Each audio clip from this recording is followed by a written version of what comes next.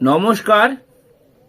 বিবিসিপি ব্রজবাবুর ছোটদের পাঠশালায় সবাইকে স্বাগত জানিয়ে শুরু করছি আমাদের পরিবেশ পঞ্চম শ্রেণী, পৃষ্ঠা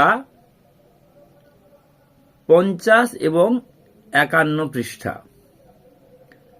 50 পৃষ্ঠার শেষের অংশ এবং 51 পৃষ্ঠা নিয়ে এই ভিডিওটি শেষ পর্যন্ত দেখার জন্য অনুরোধ থাকলো, কারণ এর প্রয়োজনীয় কিছু ইংরেজি শব্দ এবং এখানে উদ্ভিদের পরিচিতি ঘটানোর জন্য কিছু গাছের ছবি দেওয়া হয়েছে।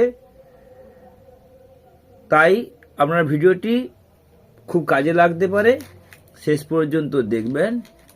এবং সহপাঠ্যক্রমিক কার্যক্রম হিসেবে তৃতীয় শ্রেণীর এই ইংরেজি কবিতাটি আগে একটু শোনাতে চাই, গাছ সম্পর্কিত।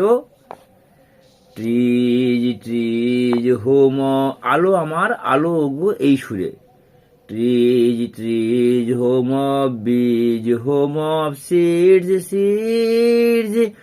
ট্রিজ ট্রিজ হোম অফ বীজ, হোম অফ বীজ বীজ। সুরের প্রয়োজনে, তালের প্রয়োজনে যে লাইনটিকে দুবার করে গাওয়া হবে সেটি গুণিতক 2 দেওয়া আছে। এই সুরে গোটা গানটা গাইলেই চলবে।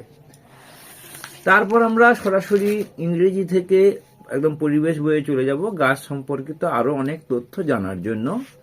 ভিডিওটি শেষ পর্যন্ত দেখব।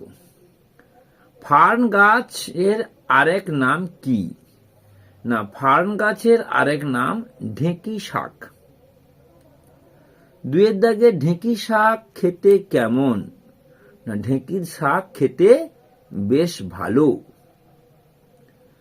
3 দাগে কোন গাছকে চেনার সহজ উপায় তার কোন অংশ দেখে? না, কোন গাছকে একটা ফুল ফুটেছে, এই ফুল দেখেই কিন্তু সহজে একটা গাছকে চেনা যায়। আচ্ছা, কয়েকটি ভেষজ শাকের নাম লেখো। এই যে হেলেঞ্চা, কুলেখাড়া আর ব্রাহ্মী এবং ওই ফার্ন গাছ, এগুলো হলো ভেষজ শাক। আমরা শাক হিসেবে খাই, আবার ঔষধ হিসেবে কাঁচা বা বিভিন্ন রকম করে ফুটিয়ে, রস জল দিয়ে ফুটিয়ে খাই। তাই এটাকে ভেষজ উদ্ভিদ বলা হচ্ছে। উদ্ভিদের কয়েকটি বৈশিষ্ট্যের নাম লেখো।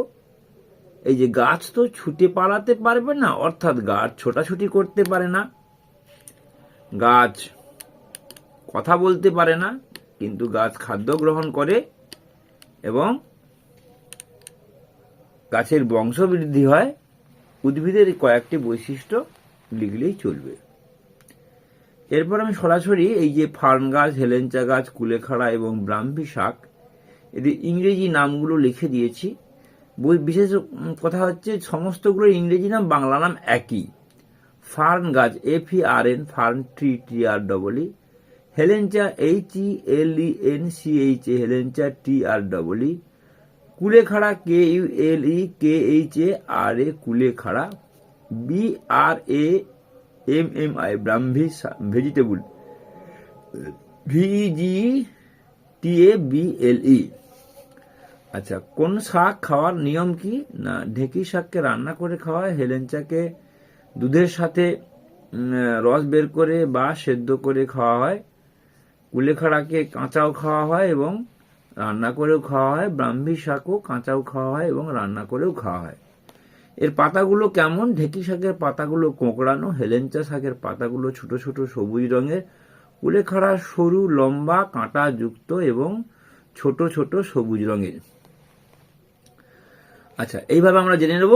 ঢেঁকি শাক পাতাগুলো কোঁকড়ানো, কাণ্ড সবুজ রঙের, ফুল কুণ্ডলী যুক্ত, জন্মস্থান